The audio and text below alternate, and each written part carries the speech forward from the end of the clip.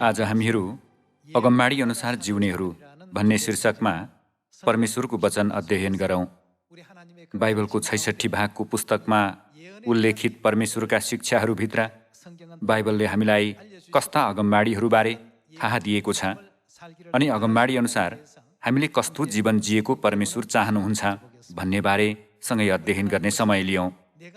परमेश्वरले मैले जे भनेको छु त्यो म गर्नेछु, मैले जे योजना बनाएको छु म त्यो गर्ने नै छु भन्नुभयो। यहाँ दिनुभएको वचन हेर्दा परमेश्वरले भन्नुभएका सम्पूर्ण अगमबाडीहरू यथातथ्य पुरा भएरै छाड्छ भनी जान्न सकिन्छ। यसकारण हामी सबै स्वर्गीय सन्तानहरू अगमबाडी अनुसार जिउनुपर्छ। मत्ती अध्याय 26 को पद 54 को शिक्षा सँगै हेरौँ। तर त्यसो भएदेखि यी कुरा यसरी हुनै पर्छ भने धर्मशास्त्रमा लेखिएको कुरा कसरी पुरा हुने भन्नुभएको छ। मुख्य पुजारीहरूले पठाएका सिपाही र दासहरूद्वारा येशूज्यू पक्राउ पर्नुहुँदा पत्रुसले म मेरा प्रभुमाथि कदापि यसो हुन दिने छैन भन्दै आफ्नो तरवार झिकेर येशूज्यूलाई सुरक्षा दिन खोजे। त्यसबेला येशूज्यूले तिनलाई दिनुभएको शिक्षाको वचन नै यो थियो, त्यसो भएदेखि यी कुरा यसरी हुनै पर्छ भनी धर्मशास्त्रमा लेखिएको कुरा कसरी पुरा हुने। बाइबलमा अगमबाडी गरिएकोले सबै कुरा अगमबाडी अनुसार नै पुरा हुन्छ। सबै कार्यहरू त्यसरी पुरा हुनै पर्छ भन्ने यथार्थता येशूज्यूले पत्रुसलाई बोध गराइदिनु भयो। येशूज्यूले पत्रुसलाई यसो भन्नुभयो, अगमबाडी गरिए अनुसार पुरा हुँदैन भने त्यसलाई कसरी परमेश्वरको वचन भन्न सकिन्छ र? त्यसलाई कसरी परमेश्वरको इच्छाबाट आएको अभिलेख भन्न सकिन्छ र? अगमबाडी जस्ताको तस्तै पुरा हुनुपर्छ। मैले तिनीहरूलाई धपाउन नसकेकोले होइन, तर म यसरी जिउनेछु भनेर अगमबाडी गरिएकोले म यिनीहरूबाट पक्राउ पर्नु स्वाभाविक हो। यो चाहिँ त्यसबेला येशूज्यूले पत्रुसलाई दिनुभएको शिक्षाको वचन हो। पत्रुस, मैले आफू पक्राउमा नपर्नको निम्ति यिनीहरूलाई दण्ड दिएँ र धपाएँ भने मारिनलाई लगेको थुमा जस्तै मौनतापूर्वक उडुर्याएर लगियो भन्ने बाइबलको अगमबाडी कसरी पुरा हुन सक्छ र? यदि म पक्राउ परिन भने मानव जातिको पाप कसले प्रायश्चित गरिदिने भनेर उहाँले भन्न खोज्नु भएको हो। यसरी येशूज्यूले बाइबलमा अगमबाडीहरू छन् अनि अगमबाडी गरिएका विषयहरू अनिवार्य पुरा हुनै पर्छ भन्ने यथार्थताबारे हामीलाई सिकाइदिनु भयो। बाइबलको 66 भागका पुस्तकहरूमा कसको वचन छ त? परमेश्वरको वचन। मैले जे भनेको छु त्यो के गर्नुहुनेछ? म त्यो पुरा गर्नेछु। मैले जे योजना बनाएको छु त्यो के गर्नुहुनेछ? म त्यो गर्ने नै छु भन्नुभएको छ। अब बाइबलमा उल्लेखित केही विषयहरू अध्ययन गरौँ अनि बाइबलले हाम्रो भविष्यबारे कसरी बताएको छ भन्ने कुरालाई राम्ररी हेर्दै त्यो भविष्यसँग सुहाउँदो विश्वासको जीवन जिउने यहाँहरू र म जसरी पनि हुन सकौँ। यूहन्ना अध्याय 19 को पद 32 को शिक्षासँगै हेरौँ। तब सिपाहीहरू आएर उहाँसँग क्रुसमा टाँगिएकाहरूका खुट्टा भाँचे, पहिले एकजनाको त्यसपछि अर्कोको। जब तिनीहरू येशू कहाँ आए तिनीहरूले देखे कि उहाँको मृत्यु अघि नै भइसकेको रहेछ र उहाँका खुट्टा भाँचेनन्। तर सिपाहीहरूमध्ये एकजनाले उहाँको कोखामा भालाले घुच्यो र तुरुन्तै रगत र पानी निस्क्यो भनिएको छ। येशूज्यूमा पुरा भइरहेको यो कुराको विषयमा येशूज्यू क्रुसमा टाँगिनुभन्दा 700 वर्ष अघि यशाया अगमवक्ता मार्फत कसरी अगमबाडी गरिएको थियो संक्षेपमा अध्ययन गरौँ। यशाया अध्याय 53 को पद 5 मा हेरौँ। अध्याय 53 को पद 5 मा हेर्ने हो भने, तर उता हाम्रा अपराधहरूका निम्ति छेडियो, हाम्रा अधर्मका निम्ति ऊ पेलियो। हामीमा शान्ति ल्याउने दण्ड उसमाथि पर्यो र उसको कोर्राको चोटले हामी निको भयौँ भनिएको छ। 700 वर्ष अघि अगमवक्ताद्वारा गरिएको अगमबाडी 700 वर्षपछि यसुज्यूमा कसरी पुरा भयो त? अगमबाडी गरिए अनुसारै पुरा भयो। यूहन्ना अध्याय 19 को पद 32 मा हेर्दा सिपाहीहरूले यसुज्यूको दुवैपट्टिका डाकुहरूका खुट्टा भाँचे, तर यसुज्यूको मृत्यु अघि नै भइसकेको देखेर तिनीहरूले यसुज्यूको कोखामा भालाले घुचे भनिएको छ। तिनीहरूले यसुज्यूको कोखामा भालाले घुच्नुपर्ने थिएन नि, होइन र? कोखामा घुच्नु भनेर कसैले पनि ती रोमी सिपाहीहरूलाई आदेश दिएको थिएन। तर ती सब कुरा हुनुभन्दा 700 वर्ष अघि नै त्यसबारे अगमवक्ताले अगमबाडी गरेका थिए। ख्रिस्टले यो पृथ्वीका मानव जातिका सबै अधर्महरू क्रुसमा बोक्नुहुनेछ भन्ने बाइबलका अगमबाडीहरू सबै जस्ताको तस्तै पुरा भयो। अगमबाडी पढेर यसुज्यू र सिपाहीहरूद्वारा कुरा मिलाइएको पनि होइन। यसुज्यूले क्रुसमा मृत्यु भोग्नु भएपछि सिपाहीहरूसँग कसरी कुरा मिलाउन सम्भव थियो र? परमेश्वरले 700 वर्ष अघि नै अगमवक्ताहरू मार्फत वचन दिनुभएको थियो। ऊ हाम्रा अपराधहरूका निम्ति छेडिनेछ, उसलाई कुर्रा लगाइनेछ, ऊ घृणित हुनेछ, ऊ केही मोलको गनिने छैन। यसुज्यूको जीवन बाइबलको अगमबाडी अनुसारै बन्यो। यसुज्यूले आफूलाई त्यस्तो जीवन जिउने गराउनको निम्ति माग गर्नुभएको पनि थिएन। इस्रायल देशमा सुरुदेखि मान्दै आइएको धर्मले 700 वर्ष अघि नै अगमबाडी गरिएका कुराहरू पूरा गर्ने सबै शर्तहरू अनुसार यसुज्यूप्रति व्यवहार गर्यो। यसैया अध्याय 53 को पद 5 मा पुनः एकपटक हेरौँ। तर उता हाम्रा अपराधहरूका निम्ति छेडियो, हाम्रा अधर्मका निम्ति ऊ पेलियो, हामीमा शान्ति ल्याउने दण्ड उसमाथि पर्यो र उसको कुर्राको चोटले हामी निको भयौँ भनिएको छ। उहाँलाई कुर्रा लगाइनेछ भन्ने अगमबाडी थियो। दण्ड दिने अन्य तरिकाहरू पनि त थिए नि, होइन र? तर यसैया अगमवक्ताले परमेश्वरबाट प्रकाश पाए। तिनले 700 वर्षपछि हुने सबै घटनाहरू समेत देखे। यसैया अध्याय 46 मा हेर्ने हो भने परमेश्वरले आदिदेखि कहाँसम्मका कुराहरू देख्नुहुन्छ भनिएको छ त? अन्तसम्मका सबै कुराहरू देख्नुहुन्छ भनिएको छ। त्यसै कारण परमेश्वरले भविष्यमा यस्तो कुरा हुनेछ भनेर अगमवक्ता मार्फत सबै अभिलेख गराउनुभयो। यसुज्यूलाई भालाले घुचिनेछ भन्ने विषय मात्र होइन, यसैया अध्याय 53 को पद 5 मा उसको कुर्राको चोटले हामी निको भयौँ भनेर अगमबाडी गरिएको थियो। उक्त विषय मत्ती अध्याय 27 मा एकपटक हेरौँ। मत्ती अध्याय 27 को पद 25 मा हेर्ने हो भने सबै मानिसहरूले जवाफ दिए, उसको रगत हामीहरू र हामीहरूका सन्तानमाथि परोस्। तब तिनले तिनीहरूका निम्ति बारब्बालाई छोडिदिए। तर यसुलाई के गरे त? कुर्रा लगाएर क्रुसमा टाँगिनलाई सुम्पिदिए भनिएको छ। हाम्रो पापको निम्ति क्रुसको कष्ट भोग्नुहुने ख्रिस्टको स्वरूपको विषयमा यसैया अगमवक्ताले 700 वर्ष अघि नै उसको कुर्राको चोटले हामी निको भयौँ भनेर लेखेका थिए। यसुज्यूले हाम्रा अधर्महरू सट्टामा बोकिदिनुहुने यथार्थताभित्र यसुज्यूले जिउनुहुने जीवनबारे परमेश्वरले 700 वर्ष अघि नै एक एक गरी एकदमै ठिकसँग अगमबाडीद्वारा सबै वर्णन गरिदिनुभयो। अनि यसुज्यूले जिउनुहुने जीवनबारे मात्र होइन, उहाँको मृत्युबारे पनि परमेश्वरले विस्तृत रूपमा वर्णन गरिदिनुभयो। मत्ती अध्याय 27 को पद 57 देखि लगातार हेरौँ।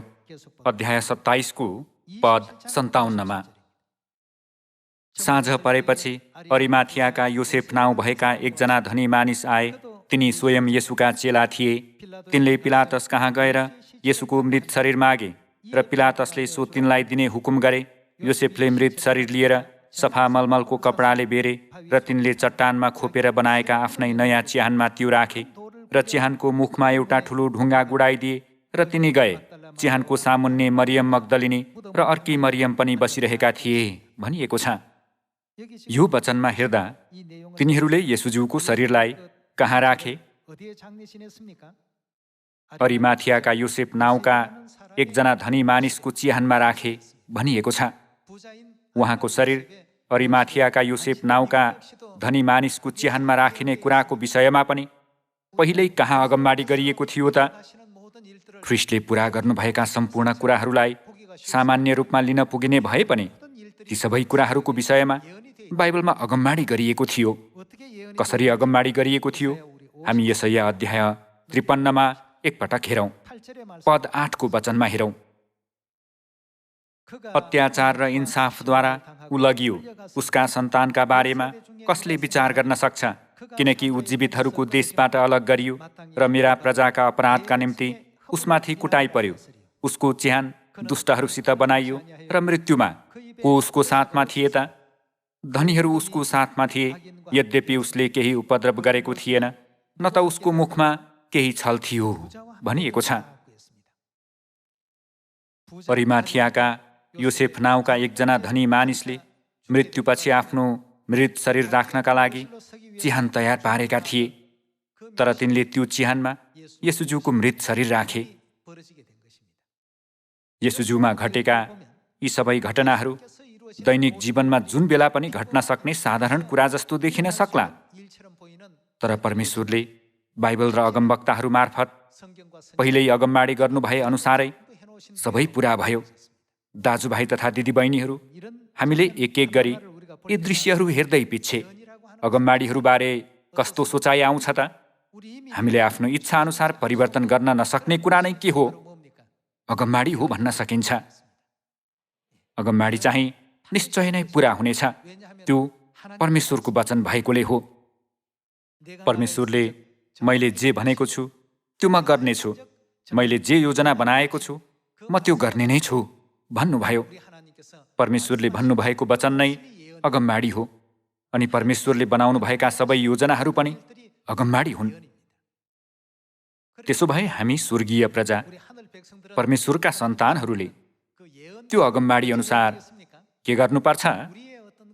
अगमबाडी अनुसार जीवन बिताउनु सबैभन्दा बुद्धिमत्ता हो।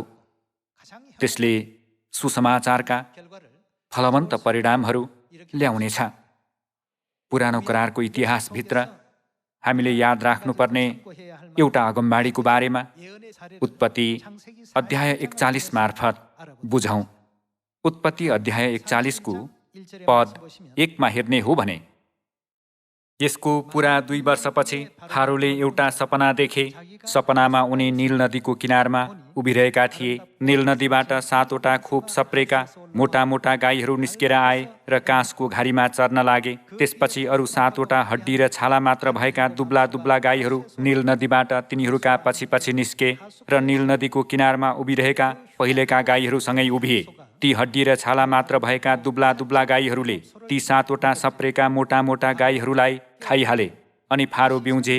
त्यसपछि उनी फेरि निदाए र अर्को एउटा सपना देखे। 7वटा भरिला र असल अनाजका बाला एउटै डाँठमा उम्रिरहेका थिए। त्यसपछि सेप्रा र पूर्वीय बतासले ओइलाएका अरू 7वटा अन्नका बालाहरू पसाए, अनि ती सेप्रा बालाहरूले ती 7वटा असल र भरिला बालाहरूलाई निलिहाले अनि फारो बिउजे। त्यो सपना रहेछ भने उनलाई थाहा भयो। बिहान उनको हृदयमा ठुलो चिन्ता पर्यो, अनि उनले मिश्रका सबै जादुगर र त्यहाँका सबै ज्ञानी पुरुषहरूलाई बोलाए। फारोले तिनीहरूलाई आफ्ना सपना बताए, तर फारोलाई सपनाको अर्थ खोलिदिने त्यहाँ कोही भएन। यसकारण तिनले अन्त्यमा याकुबका छोरा योसेफलाई बोलाएर आफूले देखेको त्यो सपनाको अर्थ बताउन लगाए। पद 16मा योसेफले फारोलाई भने, यस्तो ज्ञान त ममा छैन, तर परमेश्वरले फारोलाई यथार्थ उत्तर दिनुहुन्छ। तब फारोले योसेफलाई भने, मेरो सपनामा म नील नदीको किनारमा उभिरहेको थिएँ, अनि 7वटा खोप सप्रेका मोटा गाईहरू नील नदीबाट निस्केर काँसको घारीमा चर्न लागे। त्यसपछि निर्धा र हड्डी र छाला मात्र भएका दुब्ला दुब्ला, मैले मिश्रमा कहिल्यै नदेखेका गाईहरू तिनका पछि लागे। ती हड्डी र छाला मात्र भएका दुब्ला गाईहरूले पहिलेका 7वटा सप्रेका मोटा मोटा गाईहरूलाई खाइहाले, तर तिनीहरूले ती 7वटालाई खाइसकेपछि पनि तिनीहरूले खाए भनेर कसैले भन्न सक्दैन थियो, किनभने तिनीहरू अझै पनि पहिले जस्तै दुब्लै थिए। तब म बिउझेँ। मैले मेरो दोस्रो सपनामा यो पनि देखेँ, एउटा डाँठमा 7वटा भरिला र असल बाला पसाए। फेरि ओइलाएका सेप्रा र पूर्वीय बतासले हानेका 7वटा बालाहरू त्यसपछि पसाए। ती सेप्रा बालाहरूले ती 7वटा असल बालाहरूलाई निलिहाले। मैले जादुगरहरूलाई पनि यो सपना बताएँ, तर मलाई यसको अर्थ खोलिदिन कसैले पनि सकेन। तब योसेफले फारोलाई भने, फारोका सपनाहरू एउटै हो। तिनले तपाईले देख्नुभएको गाईहरू बारेको सपना र बालाहरू बारेको सपनाको अर्थ उही हो भनेर वर्णन गर्दैछन्। परमेश्वरले जे गर्न लाग्नु भएको छ सो फारोलाई प्रकट गर्नु भएको छ। ती 7वटा खुब सप्रेका मोटा मोटा गाईहरू 7 वर्ष र ती 7वटा असल बालाहरू पनि 7 वर्ष नै हुन्। सपना एउटै हो। पद 27 तिनका पछि पछि आउने हड्डी र छाला मात्र भएका दुब्ला गाईहरू 7 वर्ष हुन् र ती 7वटा पूर्वीय बतासले हानेका सेप्रा बालाहरू पनि अनिकालका 7 वर्ष हुन्। यो मैले फारोलाई निवेदन गरे जस्तै हो। आफूले गर्न लाग्नु भएको कार्य फारोलाई परमेश्वरले देखाउनु भएको हो। मिश्र देशभरि जताततै 7 वर्षसम्म ठुलो सहकाल हुनेछ, तर त्यसपछि अनिकालका 7 वर्ष आउनेछन् र मिश्रभरि त्यो सहकालको समय बिर्सिनेछ र अनिकालले देश स्वाहा पार्नेछ। पछि आउने अनिकालले गर्दा देशमा भएको सहकालको यादै रहने छैन, किनभने त्यो अनिकाल अति भयानक हुनेछ। फारोको यो सपना दोहोरिएको अर्थ चाहिँ यो परमेश्वरले निर्णय गरिसक्नु भएको छ र परमेश्वरले चाँडै नै पूरा गर्नुहुनेछ। यसकारण अब फारोले एकजना चतुर र बुद्धिमान मानिस छानेर सारा मिश्र देशमा अधिकार चलाउन नियुक्त गर्नुहोस्। फारोबाट सहकालका 7 वर्षसम्म मिश्र देशका उब्जनीको 5औं हिस्सा उठाउनलाई देशमा कामदारीहरू नियुक्त हुन्। तिनीहरूले आउने सहकालका वर्षहरूका सबै अनाजहरू जम्मा गरून् अनि सहर सहरमा खानका निम्ति फारोको अख्तियारमा अनाजहरू थुपारुन् र ती सञ्चय गरून्। अनिकालले देश विनाश हुन नपाओस् भनी मिश्र देशमा परिआउने ती 7 वर्षको अनिकालको निम्ति देशको लागि ती अनाजहरू सुरक्षित राखिउन्। योसेफको अर्थ लगाई अनुसारै मिश्र देशमा 7 वर्षसम्म त्यसअघि कहिल्यै नभएको सहकाल छायो। 7 वर्षसम्म प्रशस्त उब्जनी भयो, तर सहकालको 7 वर्ष समाप्त भएपछि अर्को 7 वर्षसम्म चाहिँ त्यसअघि कहिल्यै नभएको अनिकाल छायो। यसरी परमेश्वरले एकजना व्यक्ति मार्फत भविष्यमा हुने कुराबारे अगमबाडी गर्नुहुन्छ अनि त्यो अगमबाडी अनुसार जस्ताको तस्तै पूरा गर्नुहुन्छ भन्ने कुरा नै बाइबलले दर्शाएको मुख्य विषय हो। हामीहरू विगतमा भएका कुराहरूद्वारा अगमबाडी र अगमबाडीको पूर्णता बीचको सम्बन्धबारे हेरिरहेका छौँ, तर अझ महत्त्वपूर्ण चाहिँ हाम्रो विषय हो। वर्तमान समयमा जिरहेका हामीहरूको भविष्यबारे कस्तो अगमबाडी छ होला?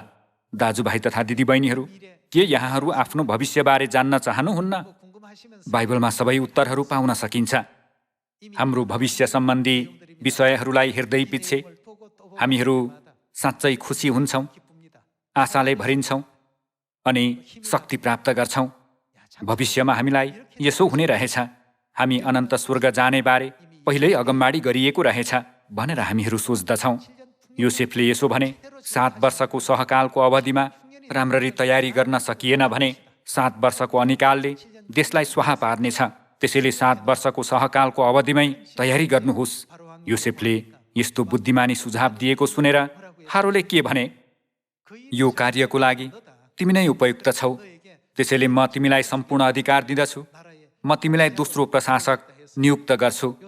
यसरी योसेफ फारोको सट्टामा मिश्र देशभरिका मामिलाहरू समाधान गर्ने प्रशासकको रूपमा नियुक्त भएनन् र सहकालको समयमा योसेफले देशको ठाउँ ठाउँमा धनसारहरू बनाएर त्यहाँ अनाजहरू जम्मा गरे। तिनले 7 वर्षसम्म परिश्रम साथ तयारी गरेपछि अन्ततः 8औं वर्षदेखि अनिकाल सुरु भयो। परमेश्वरले देखाइदिनु भएको अगमबाडी अनुसारै सबै कुराहरू पूरा भए। सारा देशभरि भयङ्कर अनिकाल परेकोले धेरै मानिसहरूले अनाज किन्नको निम्ति पहिलाभन्दा 2 गुणा 3 गुणा बढी मूल्य तिर्नुपर्ने भयो। केही मानिसहरू अनाज किन्नका निम्ति आफ्नो जमिन समेत बेच्न बाध्य बनेकाले फारोको सम्पत्ति प्रशस्तसँग वृद्धि भएको कुरा बाइबलमा अभिलेख गरिएको छ। त्यसो भए हामीले पनि अगमबाडीका विषयहरूलाई पहिल्यै हेरेर अगमबाडीभित्र भविष्यमा हुने कुराहरूबारे पहिल्यै जान्यौँ भने त्यसको लागि अहिले नै तयारी गर्न सक्छौँ नि। परमेश्वरले प्रकाशको पुस्तकमा पनि हरेकलाई गरे अनुसार प्रतिफल दिनेछु भनेर पहिल्यै अगमबाडी गर्नुभएको छ। स्वर्ग राज्य गएपछि धेरै इनामहरू पाउन त चाहने, तर काम चाहिँ थोरै इनाम पाउने किसिमले गर्यो भने थोरै इनाम पाउनु बाहेक अर्को विकल्प रहने छैन। परमेश्वरले थोरै छर्नेले थोरै नै कटनी गर्छ र प्रशस्तसँग छर्नेले प्रशस्तसँग कटनी गर्छ भन्नुभएकोले परमेश्वरले भन्नुभए अनुसार भएरै छाड्नेछ।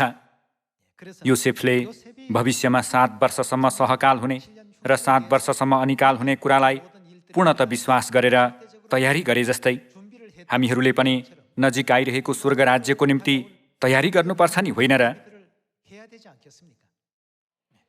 हाम्रो वर्तमान अवस्था थोरै पट्टाइ लाग्दो र कठिन भयो भन्दैमा भविष्यमा पाउने ठुलो आशिषलाई त्याग्ने मूर्ख मानिस हामीहरू हुनु हुँदैन।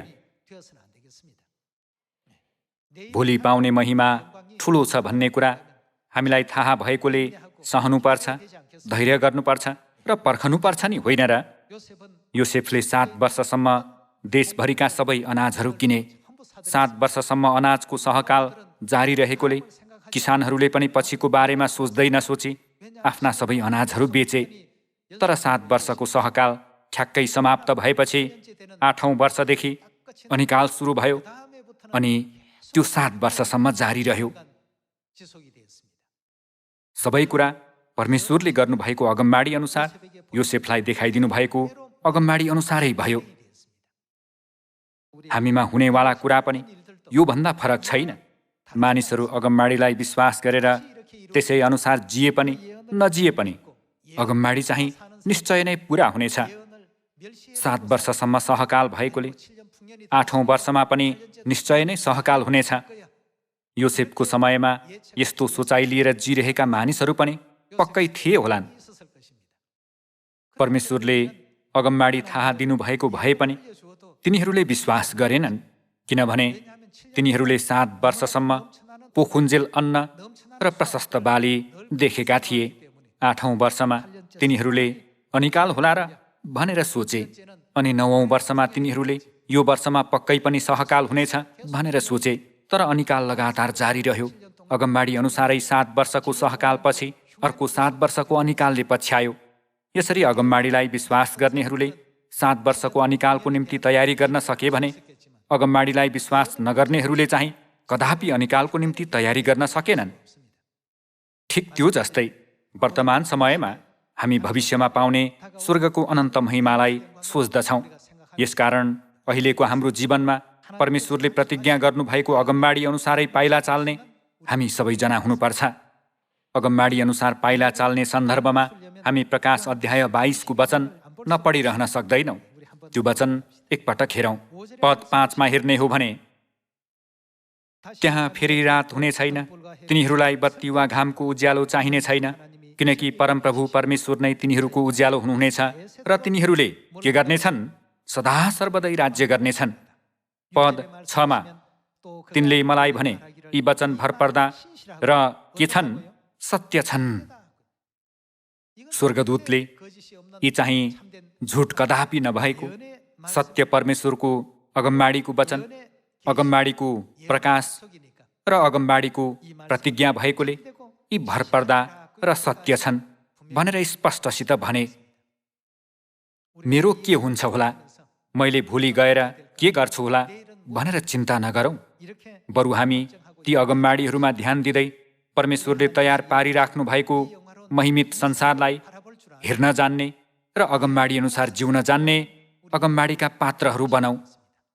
प्रकाश अध्याय 21 को पद 4 मा हेरौँ। पद 4 मा हेर्ने हो भने, उहाँले तिनीहरूका आँखाको आँसु पूर्ण रूपले पुछिदिनु हुनेछ र फेरि मृत्यु नै हुने छैन र शोक र पीडा पनि हुने छैन, किनकि पहिलेका कुराहरू बितिसकेका छन्। सिंहासनमा विराजमान हुनुहुनेले मलाई भन्नुभयो, हेर, म सबै कुरा नयाँ तुल्याउँछु। उहाँले यसो पनि भन्नुभयो, यो लेख, यी कुराहरू कस्ता छन्? भरपर्दा र सत्य छन्। अगमबाडी अनुसार जिउनेहरूले यस्तो भविष्यको आशा लिनुपर्छ। एकछिनपछि बिलाएर जाने जीवनमा मन लगाएर यस्तो महिमित संसारलाई त्याग्ने वा गुमाउने हामीहरू कदापि हुनु हुँदैन।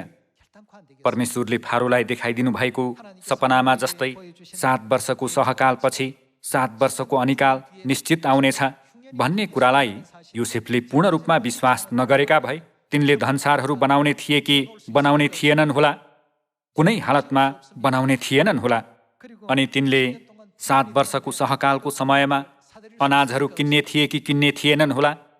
8 वर्ष, 9 वर्ष अथवा 10 वर्षसम्म सहकाल भएको भए पहिल्यै किनेका अनाजहरू सबै सडेर बिग्रने थियो होला। तर तिनले अगमबाडीलाई पूर्ण रूपमा विश्वास गरेकाले ती कार्यहरू गर्न सके। वर्तमान समयमा परमेश्वरले हामीलाई देखाइदिनु भएको प्रकाश अध्याय 21 र अध्याय 22 लगायत सबै अगमबाडीहरूलाई विश्वास गर्नेहरूमा ती अगमबाडीहरू लागू हुन्छ, तर विश्वास नगर्नेहरू चाहिँ अगमबाडी अनुसार जिउन सक्दैनन्। कसैले वर्तमानको कुरा पो अझ महत्त्वपूर्ण छ, भविष्यमा म यस्तो महिमित ठाउँमा गएर सदा सर्वदै राज्य गर्नेछु भन्ने कुरालाई कसरी विश्वास गर्ने भन्छन्। यस्ता मानिसहरू चाहिँ 7औं वर्षको सहकाल समाप्त हुनै लागेको भए पनि 8औं र 9औं वर्षमा पनि प्रशस्त अनाजहरू हुनेछ भन्ठानेका मानिसहरू जस्तै हुन्। परमेश्वरको अगमबाडी पूरा हुने छैन भनी सोच्दै भौतिक रूपमा देखिने कुराहरूलाई मात्र हेर्दै त्यसमा भर परेका मानिसहरूले 8औं वर्षदेखि एकदमै कष्ट भोगेका थिए होलान्, होइन र? हामी परमेश्वरका छोराछोरीहरू हौँ। परमेश्वरले आफ्नो वचन निश्चय नै पूरा गर्नुहुनेछ भनेर हामी विश्वास गर्छौँ। बाइबलको 66 भागका पुस्तकहरूका सबै विषयहरू परमेश्वरका वचनहरू अर्थात् परमेश्वरका अगमबाडीहरू हुन्। परमेश्वरले फेरि मृत्यु, शोक, पीडा, दुःख, रोग व्याधि र बुढ्यौली पनि नभएको महिमित संसारमा सदा सर्वदै अनन्त जीवन र आशिष पाउनेछौ भन्नुभएको छ। दाजुभाइ तथा दिदीबहिनीहरू, के यो अस्पष्ट आवाज जस्तो सुनिन्छ र? परमेश्वरका वचनहरू चाहिँ स्वप्नदर्शीका अनिश्चित कहानीहरू जस्तो होइन, सुनिश्चित अगमबाडीहरू हुन्। यस्तो सुनिश्चित अगमबाडी अनुसार पाइला चालेर भविष्यलाई सही तरिकाले सुनिश्चित गर्दै सही तरिकाले जिउन सक्ने यहाँहरू र म जसरी पनि हुन सकौँ भन्दै आजको प्रवचन समाप्त गर्दछु। धन्यवाद।